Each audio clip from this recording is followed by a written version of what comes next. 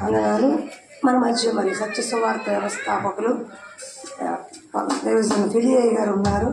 ఆయన నుంచి ఒక మాట చెప్పాలి. 2019లో ఇక్కడ నేను సువార్త ప్రకటిస్తూ సంఘానికి వెళ్తున్నప్పుడు ఆయన చెప్పాను, దేవుడు ఏదో ఒక పని చేయమని ఇచ్చిన తలాంతుల్ని పని చేయాలని ఆశపడుతున్నారని పాస్టర్ గారు అంటే ఏమాత్రం సందేహించకుండా ఆడపిల్లని బాగా ఎంకరేజ్ చేసి మరి ఇక్కడికి వచ్చి ఈ సంఘాన్ని 2019లో ఆరంభించారు. ఆ సమయంలో వాళ్ళ మిస్సెస్ గారికి ఆపరేషన్ ముంబైలో.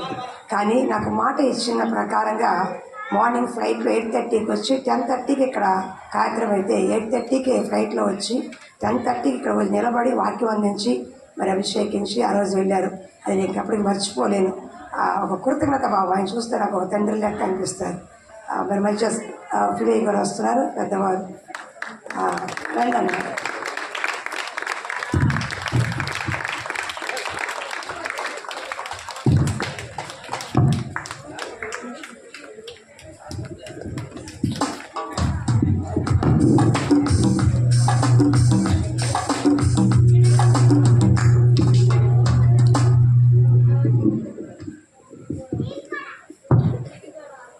దేవుని పరిశుద్ధ నామమునకు స్తుతి స్తోత్రములు కలుగును కాక.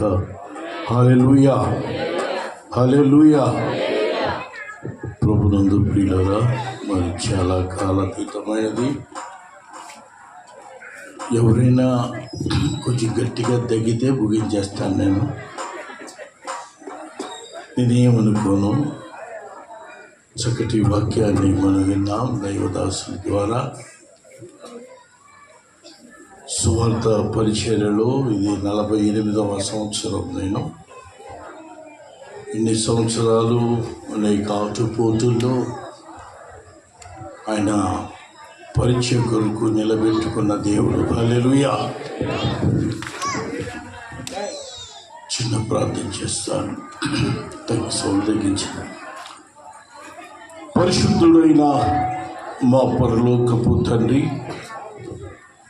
మా ప్రియ సోదరుని బట్టి స్తుతిస్తూ ఉన్నాను. పరిచర్యను బిడ్డ యొక్క భుజం మీద మోపి అనేక మంది సేవకులు చేయూతనిస్తుండగా పరిశుద్ధాత్మ తండ్రి నువ్వు తోడుగా ఉండి ఈ ప్రాంతంలో పరిచర్య చేయుటకు నువ్వు కృప చూపుతున్నందుకై వందనాలు చెల్లిస్తూ ఉన్నా. ఈ యానివర్సరీ సందర్భముగా ప్రియ సోదరులు, నీ దాసులు జ్ఞాపకము చేసిన లేఖన భాగమును బట్టి స్తుతిస్తూ ఉన్నారు. విత్తబడిన వాక్యమును ఫలింపచేయమని వేడుకుంటూ ఉన్నా. మంచి వాడిని మరుగుపరచండి, చేరవచ్చిన నీ ప్రియ బిడ్డలను తృప్తిపరచండి నాయన.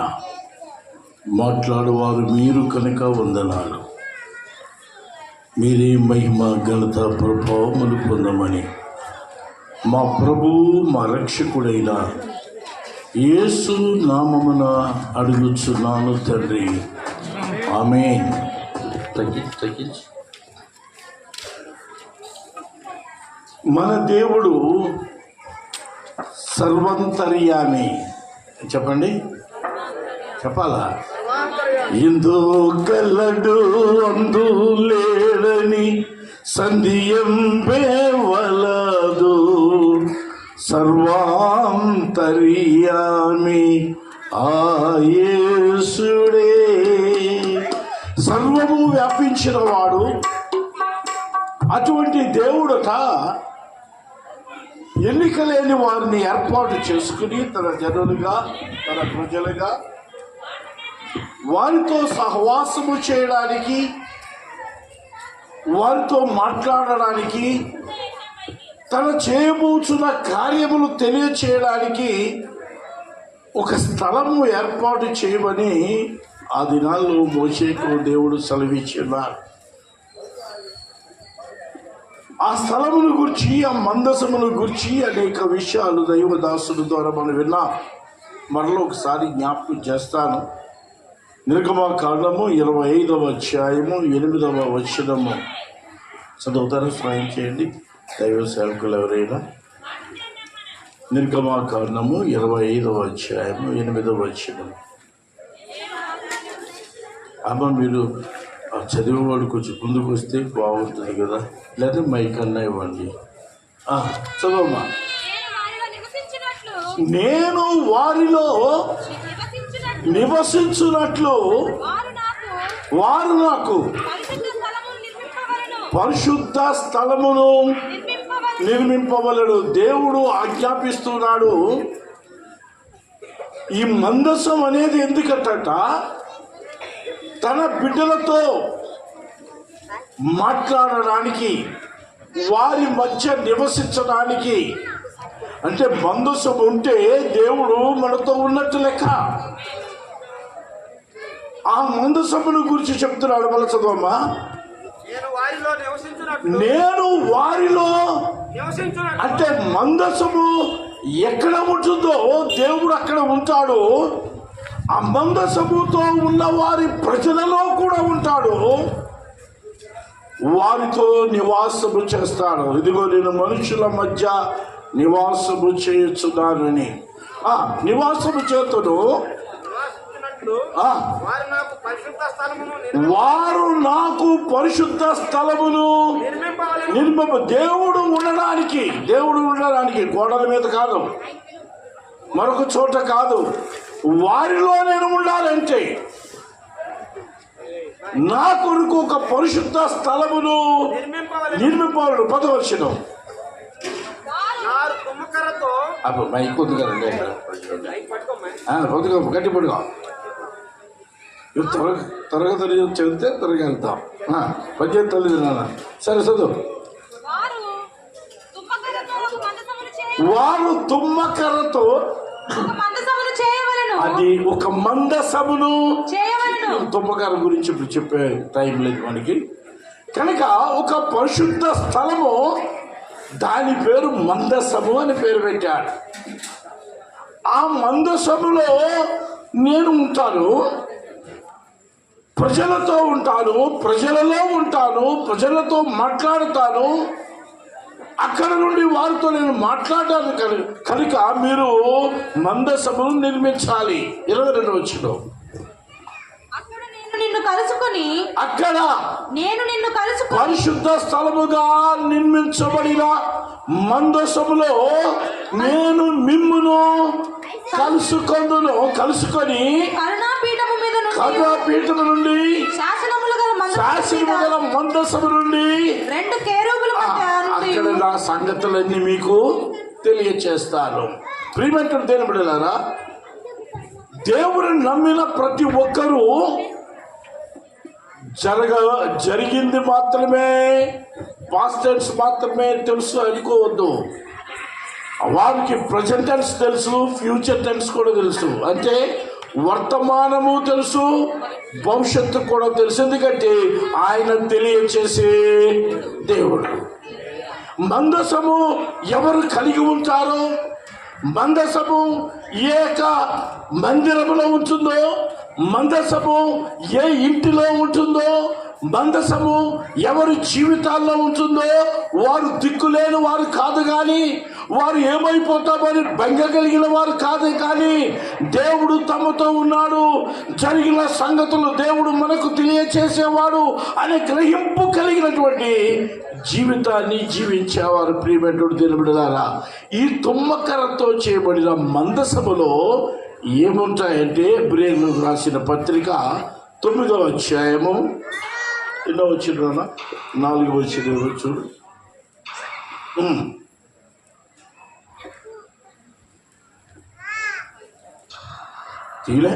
అందులో సువర్ణ ధూపార్తియు, అందులో ఆ మందసములో పరిశుద్ధ స్థలమును నిర్ణయించాలి. ఆ పరిశుద్ధ మందసమును తుమ్మకరతో మందసముగా చేయాలి. ఆ మందసము మీద నేను ఉండి, ఆ మందసము మీద నుండి నేను మీతో మాట్లాడతాను, మీకు తెలియచేస్తాను అని చెప్పిన దేవుడు ఈ మందసములో ఏముంటాయంట? బంగారము, సువర్ణ ధూపార్తియు సువర్ణ ధూపార్తియు అంతటను బంగారు రేకులతో తాపబడిన నిబంధన మందసమును ఉండెను. నిబంధన మందసమును ఉండెను. ఆ మందసములో మన్నా గల బంగారపు పాత్రయు చిగురించిన అహరోను కర్రయు నిబంధన పలకలు ఉండెను. అంటే నీ హృదయం మందసమైన, నీ ఇంటిలో మందసమున్నా, మందిరములో మందసమున్నా, అందులో బంగారపు పాత్ర, మన్నా కలిగిన బంగారపు పాత్ర అంటే పరిశుద్ధ వాక్యము.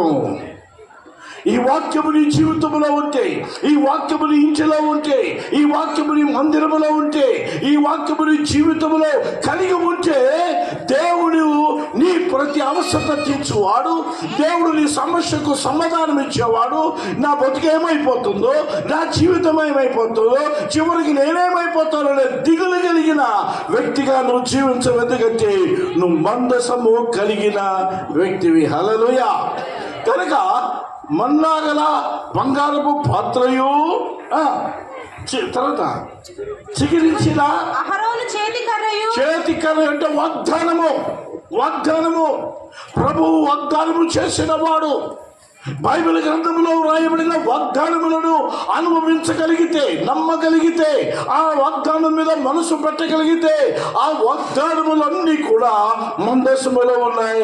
మూడవది శాస్త్రములు, ధర్మశాస్త్రము, దేవుని నిబంధన మాటలు, దేవుని యొక్క ఆజ్ఞలు, దేవుని యొక్క వాక్యము, దేవుని యొక్క వాగ్దానము కలిగినదే మందసము. ప్రియమైనటువంటి దేవుని బిడ్డలారా, ఈ మందసము ఎక్కడ ఉంటుందో దేవుడు అక్కడ ఉంటాడు. ఈ మందసము ఎక్కడ ఉంటుందో అక్కడ దైవ సన్నిధి ఉంటుంది. ఈ మందసం ఎక్కడ ఉంటుందో అక్కడ దేవుని వాక్యం ఉంటుంది. ఈ మందసం ఎక్కడ ఉంటుందో అక్కడ దేవుని శాసనములు ఉంటాయి. ఈ మందసం ఎక్కడ ఉంటుందో దేవుని యొక్క దూతల సమూహము అక్కడ ఉంటుంది. ప్రియమైనటువంటి దేవుని బిడ్డలారా, ఈ మందసాన్ని ఎక్కడ తీసుకెళ్లి పెట్టారంట? మొదటి సమూయేలు గ్రంథము 3వ అధ్యాయము 3వ వచనము. మొదటి సమూయేలు గ్రంథము 3వ అధ్యాయము. దీపము ఆరిపోకమునుపు సమూయేలు దేవుని మందసమున్న యెహోవా మందిరములో పండుకొని ఉండగాను. మందిరములో మందసం ఎక్కడుందట చెప్పండి. మందిరములో, ఈ యొక్క ఆర్ఆర్పేటలో, ఈ రాజరాజేశ్వరి పేటలో మరి దేవుడు సోదరి సరిత గారిని ఏర్పాటు చేసుకుని మందసాన్ని ఇక్కడ పెట్టాడు. హల్లెలూయా. కనుక ఒక మాట మీకు జ్ఞాపకం చేస్తాను. ఈ వీధిలో ఎవరు దిక్కులేని వాళ్ళు కాకూడదు. ఈ వీధిలో ఎవరు రోగిస్తులు కాకూడదు. ఈ వీధిలో ఎవరు కూడా మా జీవితాలు ఇంతే అని నిరాశ కలిగిన వారు ఉండకూడదు. ఎందుకంటే మాట్లాడే దేవుడు, జవాబిచ్చే దేవుడు, సమస్యను పరిష్కరించే దేవుడు మందసము కలిగిన మందిరం ఈ స్థలంలో ఉంది. హల్లెలూయా. గత 6 సంవత్సరాలుగా మందసం ఇక్కడ ఉంది. మేలు పొందినని చెప్పేవారు ఉంటారు. మాకేమి మేలు జరగలేదని మందసం దగ్గరికి రాకుండా చెప్పేవాళ్ళు ఉంటారు. కనుక మందసము ఇక్కడ ఉన్నప్పటికీ కూడా ఎవరైతే మాకు మేలు కలగలేదని చెప్తున్నారో మందసము యొక్క ప్రాముఖ్యత ఎరగని వారు, మందసము యొక్క ప్రాముఖ్యత ఎరగని వారు. మందసము ఎంత శక్తి కలదంటే ఫిలిష్తీయుల గుడిలో తీసుకెళ్లి దాగోను గుడిలో పెట్టారు మందసాన్ని. ఉదయం లేచేటప్పటికి దాగోను ఏమైంది? ఒక బొరలా పడి ఉంది. అంటే మన దేవుని ముందు ఈ లోక సంబంధమైనవన్నీ కూడా సాష్టాంగపడవలసిందే. అన్ని నామముల కంటే మీరు తిట్టుకోనంటే ఒక మాట చెప్తాను, యథార్థమైన మాట చెప్తాను. దయచేసి ఇది అబద్ధం కాదు, దానికి సాక్షులు కూడా ఉన్నారు. ఒకసారి సంఘములో ఒక శక్తి వచ్చింది, పేరు చెప్పను, ఒక శక్తి వచ్చింది. బ్రదర్ స్వామిను మోకాళ్ళ మీద ఆ శక్తిని నడిపిస్తున్నారు. పక్క నవ్వి కొన్ని వేల మందిని మోకాళ్ళ మీద ఎక్కిస్తున్నాను రా, నువ్వు మమ్మల్ని నడిపించేది ఏంటి? అని తిరగబడినప్పుడు నువ్వెవరు వచ్చే నేను శక్తిని. ఎవరిని చెప్పండి? శక్తిని. మరి యేసు ఎవరు అని అడిగితే ఆయన దేవుడు అంది. మేము ఈ శక్తిని, లోకాన్ని పరిపాలించే శక్తిని. ఆయన ఎవరు? యేసు ఎవరు చెప్పండి? మరి ఆయనకి లోపడతావా? లోపడతాను. అతి మందసము యొక్క ప్రాధాన్యత. దేవుని మందసము ఇక్కడ ఉన్నా సరే, ఏ 6 సంవత్సరాలుగా ఇదే వీధిలో ఉంటూ మందసము గడప తొక్కనివారు, మందిరమును గురించిన అవగాహన లేని వారు చాలా మంది ఉండవచ్చు. ఒక మాట మీ జ్ఞాపకం చేస్తాను.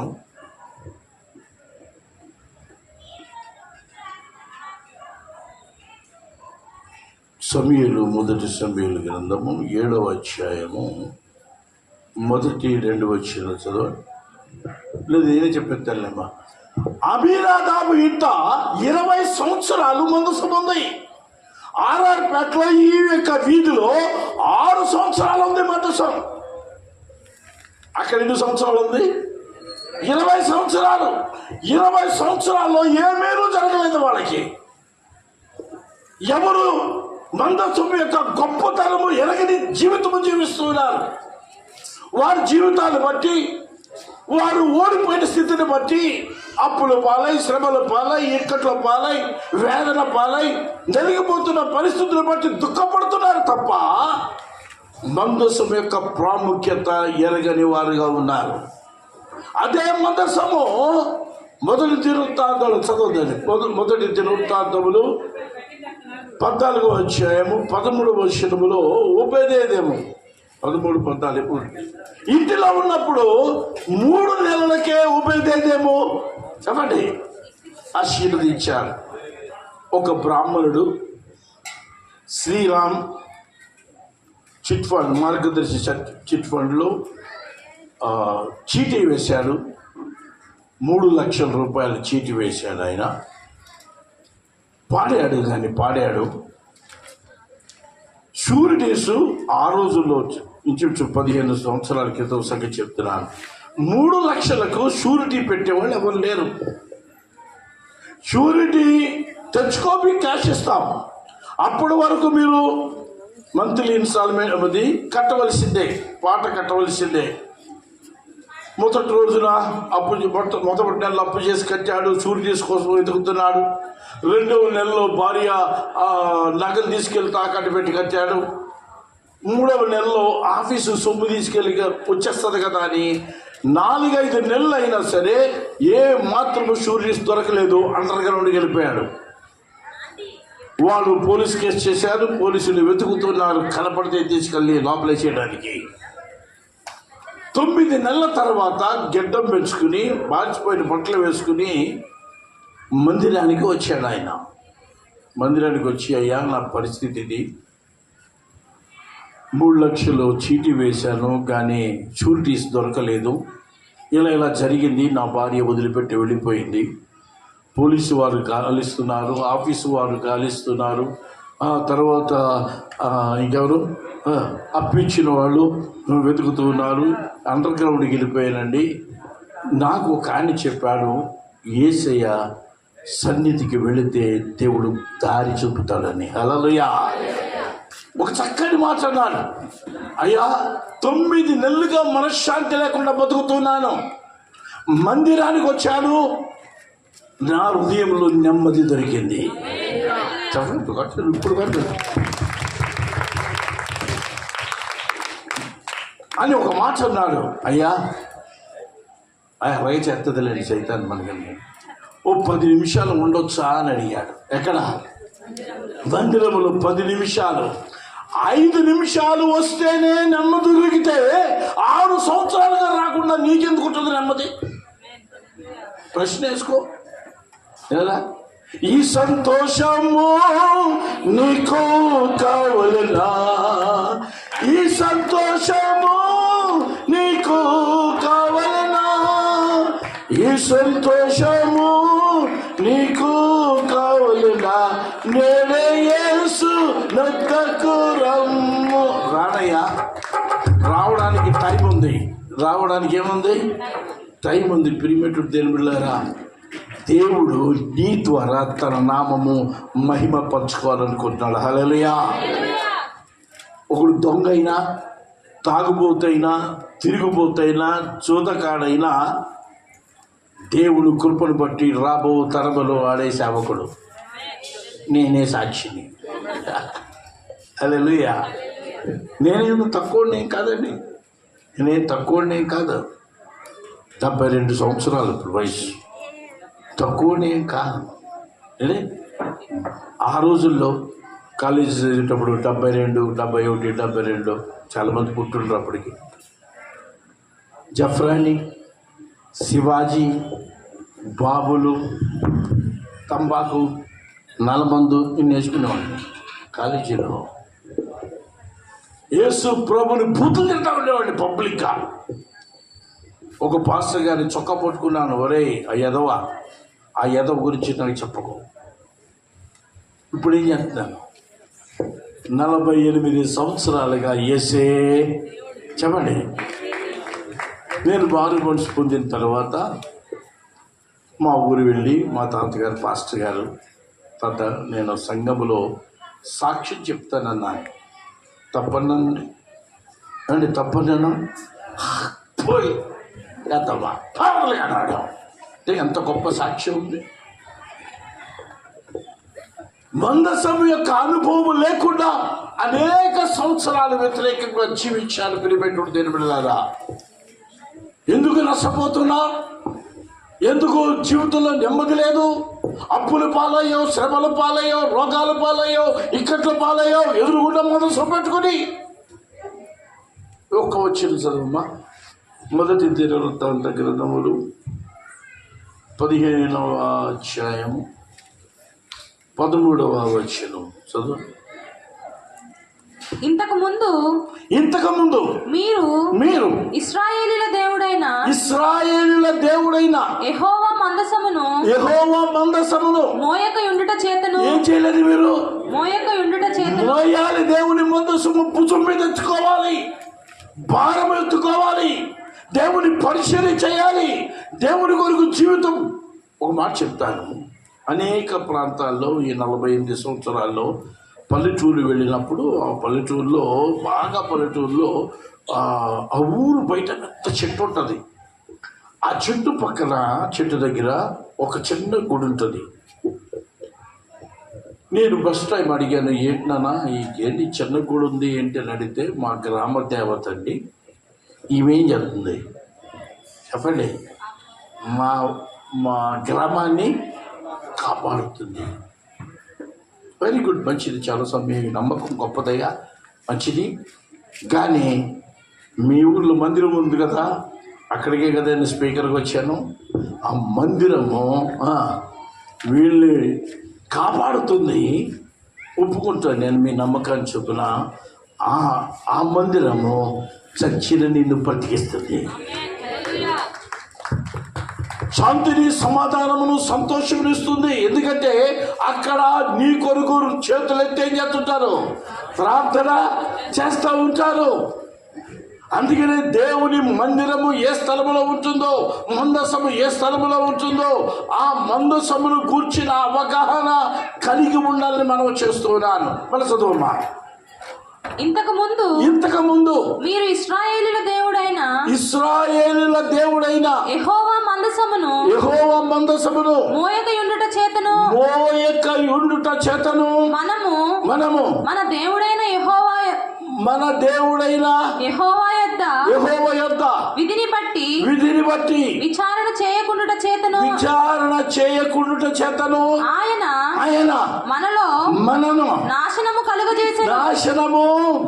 కనుక ఎవరైనా మందిరముకు వెళ్లకుండా ఓడిపోయా, ఆశ విఫలమాయను, మేము నాశనమైతమి అనేటువంటి తాత్పర్యముతో బ్రతుకుతూ ఉంటే ఈవేళ గొప్ప ఇన్విటేషను.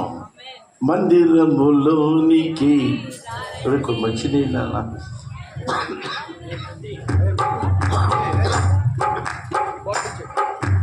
మందిరంలోనిగా ఉన్నారు చెప్పండి. అంతే.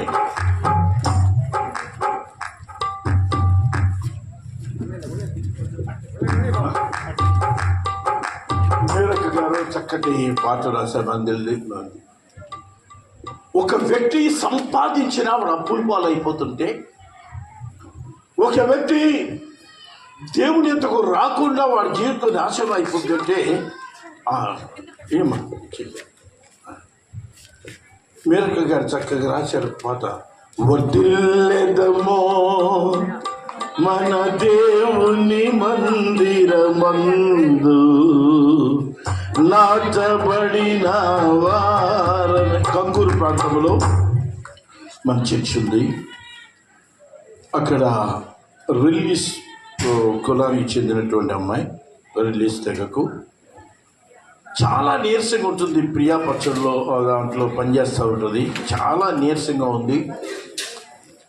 ఆమె మాట్లాడేటప్పుడు ఉడుకుతుంది, నడిచేటప్పుడు పడిపోతుందేమో, తడబడు తూలుతుంది.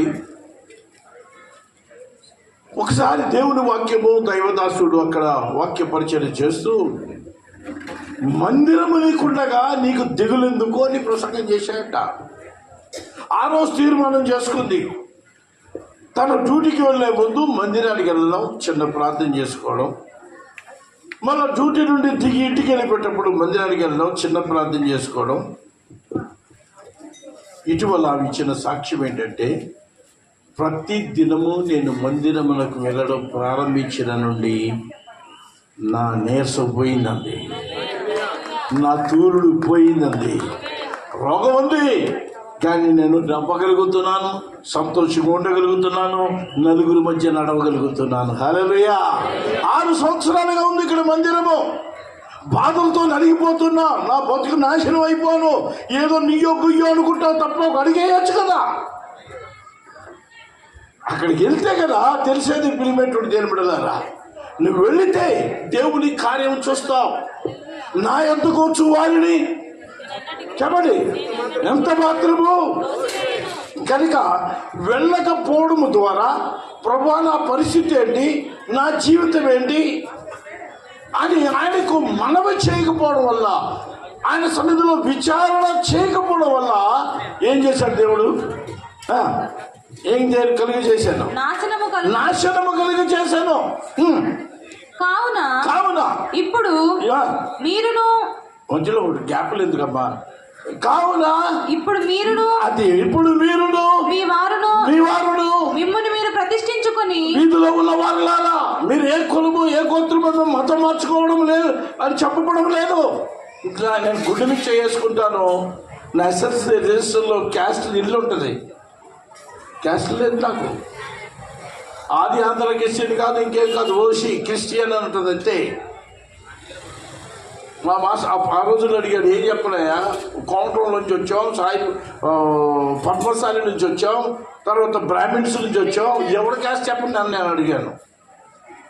ఆయన కొళ్ళు బండి గీత కొట్టి పంపించేశాడు. కావున ఇప్పుడు మీరును మీ వారును మిమ్మును మీరు ప్రతిష్ఠించుకొని, మీరు అయ్యో మందసము దగ్గరికి వెళ్ళాలి, పరిశుద్ధ స్థలములకు వెళ్ళాలి, ఆయన పరిశుద్ధుడు కనుక మీరును పరిశుద్ధులై ఉండి అని చెప్పబడిన రీతిగా, ప్రభువా నేను పాపిని అపరాధిని యేసయ్యా అని ఆయన దగ్గరికి వెళ్తే నేను ధైర్యముగా కృపాసనందుకు వచ్చే భాగ్యాన్ని దేవుడిచ్చాడు. మీరును మీ వారును మిమ్మల్ని మీరు ప్రతిష్ఠించుకొని, నేను ఆ మందసమునకు సిద్ధపరిచిన మందిరమునకును దానిని తేవలను. మందిరములో ఉంది మందసము. అక్కడ నీకు దీవెన ఉంది, అక్కడ నీకు ఆశీర్వాదం ఉంది, అక్కడ క్షేమం ఉంది, అక్కడ సంతోషం ఉంది, అక్కడ సమృద్ధి ఉంది, అక్కడ మేలు ఉంది, అక్కడ ఆనందం ఉంది. ఇవన్నీ కూడా పరిశుద్ధ గ్రంథంలో ఉన్నాయి.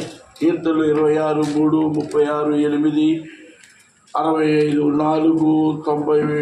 92, 13 ఇవన్నీ కూడా ఇవే మందిరములు గురించి మాటలన్నీ కూడా.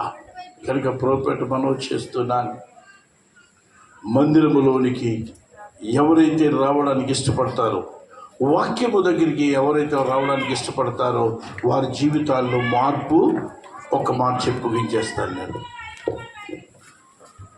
నగరంపాలెంలో మేము గుంటూరులో ఉండేవాళ్ళం. అక్కడ 2 లెక్చరర్స్ ఉండేవారు. మేము కుర్రగాళ్ళం, 17-18 వయసు ఉంటుంది. 2 సిస్టర్. ఒక ఆమె ఏమో జీవమణి ఆమె పేరు, అంటే ఉయ్యూరు ఎమ్మెల్యేలు గారి భార్య, అప్పటికి పెళ్ళి అవ్వలేదు, యవనస్తురాలుగా ఉంది. తర్వాత రమణ, వెంకటరమణ అని ఎమ్మెల్యేలు గారి యొక్క భార్య అయినటువంటి జీవమణక్క ఎప్పుడు ప్రార్థన చేస్తూ ఉండేది. ఆమె ఏ రోజు ప్రార్థన చేస్తుందో ఆ రోజు ఈ వెంకటరమణ సినిమాకి వెళ్ళిపోయేది. ఇద్దరు మంచి ఫ్రెండ్స్. ఒక ఒప్పందం, నీవు నాతో ఉండాలంటే నువ్వు యేసుని గురించి నాకు చెప్పకూడదు, యేసు నమ్మమని చెప్పకూడదు. నా ముందు నువ్వు ప్రార్థన, నువ్వు ఎప్పుడైనా ప్రార్థన చేసుకోవాలి, ఉపవాసం ఉండంటే నేను చెప్పిన first show second show cinema చూసి వస్తాననేది. ఈమెకి పెళ్ళి అయిపోయింది. ఉయ్యూరు ఎమ్మానియల్ గారు వివాహం చేసుకున్నాడు. ఆమె ఉయ్యూరు వెళ్ళిపోయింది. ఈమెకు వివాహం అయిపోయింది. ఆమె అమెరికా వెళ్ళిపోయింది. ఆయన గొప్ప సైంటిస్టు, ఇక్కడే మన మారుతి నగర్ యువతల. అయితే ఒంటరిగా ఉండడం ద్వారా భర్త అన్నాడు కదా, ఎందుకు ఒంటరిగా ఉంటున్నావు, నువ్వు వెళ్ళి ఎదురుగుండా లైబ్రరీ ఉంది కదా, 4 అడుగులు వేస్తే లైబ్రరీ, చక్కగా నీకు కావాల్సింది చదువుకుని రావచ్చు కదా, నేను వెళ్ళిపోతాను ఇండియా, నేను ఇక్కడ లేదని ఏడవడం ఎందుకు అంటే వెళ్ళింది. వెళ్ళి అందులో పుస్తకం తీసింది. అందులో పుస్తకం తీసి ఓపెన్ చేసింది. నిశ్చయముగా నిన్ను నీ స్వదేశములకు తీసుకుని వెళతానన్న అందులో దేవుడు యాకోబుతో మాట్లాడిన మాట. ఏంటి నన్ను దేశానికి తీసుకువెళ్తానని ఎంత డైరెక్ట్గా మాట్లాడిన పుస్తకం ఏంటని తీసి చూస్తే పైన హోలీ బైబిల్ అని రాసి ఉంది. వెంటనే విసిరేసింది. దానికి పడదు కదా. ఆ రాత్రి కల్లో ప్రభు ఆమెకు దర్శనమిచ్చాడు. ఒక్కసారి బైబిల్ పట్టుకున్నందుకే దర్శనం పొందింది. తల కింద ఎట్టుకుంటాం, సంకలు ఎట్టుకుంటాం, నెత్తి మీద ఎట్టుకుంటాం, దర్శనం అనేది దొరకదు మనకి. ఆ రాత్రి ఆమెతో దేవుడు మాట్లాడుతున్నాడట. తెలియకుండానే ఐ బిలీవ్ యూ జీసస్ అని తెలిసిందంట గట్టిగా. భర్త లేపి, ఏంటే బిలీవ్ యూ జీసస్ అంటున్నావు ఏంటంటే, నీకు యేసు పడదు కదా. అదే నాకు అర్థం కావట్లేదండి. నాకు అసలు వాక్యం వచ్చి ఉండదు. వాక్యం చెప్తుంటే అలన చేయాలని, సౌండ్ పెట్టేయాలని, బీభత్సం చేస్తాను అలాంటిది. వెంటనే జీవమణతో మరి ఫోన్లో మాట్లాడింది. ఏమే, నీవు నమ్మిన దేవుడు గొప్పవాడే, నేను కూడా మందిరానికి వెళ్తున్నాను. ప్రియ దేవుని బిడ్డ, మందస్సు ఉంది. 6 సంవత్సరాలుగా బిడ్డ ఒక్కతే కష్టపడుతూ ఉంది. మీ అందరి కొరకు ప్రార్థన చేస్తూ ఉంది. ఒక్కసారి అడుగుపెట్టు. ఏ బాధతో వచ్చినా, ఏ రేఖ దుఃఖముతో వచ్చినా, నీ దుఃఖ వస్త్రమును తీసివేయగల శక్తి మందస్సులో ఉంది, మందిరములో ఉంది. అటువంటి దీవెనలు కావాలంటే ఒకసారి కాలు పెట్టి సొమ్మేం అవుతుంది కదా, కాలు పెట్టు. ప్రభా, నా పరిస్థితి ఇది, నన్ను జ్ఞాపకం చేసుకుని ఆయన ఒట్టి చేతులతో పంపడు. ఆయన ఇశ్రాయేలులు ఎప్పుడైతే మరలి ఆయన దగ్గరకు వచ్చారో దేవుడు వారి పట్ల గొప్ప కార్యములు చేశాడు. అటువంటి దీవెన ఈ ఆర్ఆర్పేటలో, ఈ వీధిలో ఉన్న బిడ్డలందరికీ దేవుడు అనుగ్రహించును గాక. ఆమె తల ఉంచండి, ప్రార్థన చేసుకుందాం. చిన్న ప్రార్థన. ప్రియ క్రైస్తవ బిడ్డ, వాక్యమే దేవుడని నీకు తెలుసు. ఆయన శాస్త్రము, ధర్మశాస్త్రము గొప్పదని నీకు తెలుసు. ఆయన సన్నిధి పరిశుద్ధమైనదని నీకు తెలుసు. క్రైస్తవుడు అయ్యుండి, ఒక విశ్వాసికి భర్తవై ఉండి, ఒక విశ్వాసికి భార్యవై ఉండి మందిరానికి వెళుతున్నావా? మందసములో ఉండి నిన్ను కలుసుకోవాలని ప్రత్యేకింపబడిన స్థలములో, పరిశుద్ధ స్థలములో నీతో మాట్లాడాలనుకుంటున్నాను. ఆదివారం అందించబడుతున్న ఆ వాక్యములో యేసు ఉన్నాడు. ఆదివారం చేయబడుతున్న ప్రార్థనలో యేసు ఉన్నాడు. ఆదివారం నాడు చేస్తున్న ఆరాధనలో యేసు ఉన్నాడు. ఆయన నీతో మాట్లాడడానికి, నీ జీవితాన్ని మార్చడానికి, నీ బ్రతుకులో అద్భుతము చేయడానికి ఆయన ఇష్టపడుతున్నటువంటి దేవుడు. ఆయన రాగలవా? ప్రియ సోదరి, నేను కూడా క్రీస్తుకు వ్యతిరేకంగా అనేక సంవత్సరాలు సేవకులను బాధ పెట్టాను, దుఃఖపెట్టాను, తృణీకరించాను. కానీ నన్ను ఆయన తోసివేయలేదు. హానికరులను, హింసకుడను, దోషకుడనైన నన్ను ఆయన ప్రత్యేకపరిచిన రీతిగా నీ జీవితంలో, నీ కుటుంబ జీవితంలో, నీ వ్యక్తిగత జీవితంలో ఎందులో నుంచి నేను బయటికి రాలేను అనుకుంటున్నావో, ఏ ఊపిలో నేను పడిపోయాను అనుకుంటున్నావో, ఎక్కడ నేను కృంగిపోయాను అనుకుంటున్నావో, నిన్ను లేవనెత్తే దేవుడు శక్తి మందిరములో ఉంది. ప్రభు సన్నిధి మందిరములో ఉంది. ప్రభు ఆత్మ మధ్యలో ఉంది. ఆయన నీతో మాట్లాడడానికి ఇష్టపడుతున్నాడు.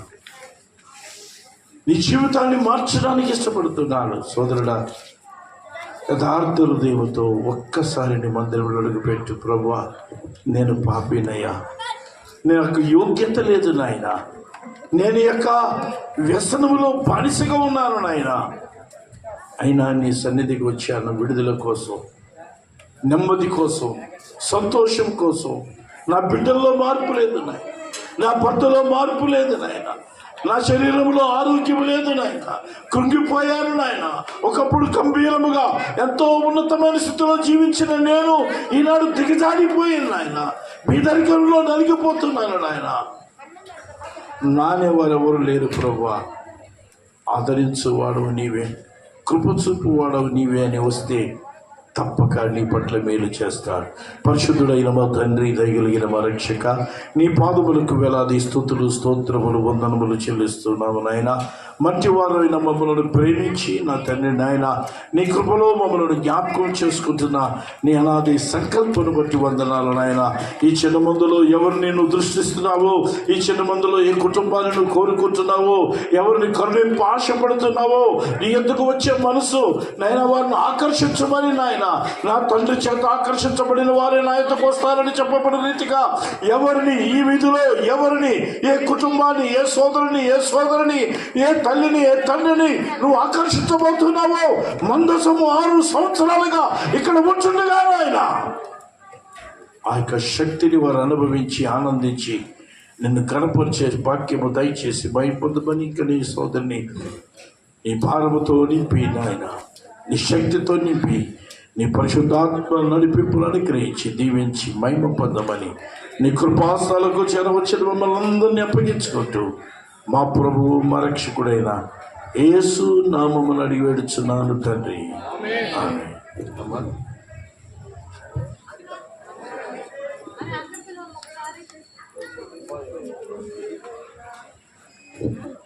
పిలువమ్మా.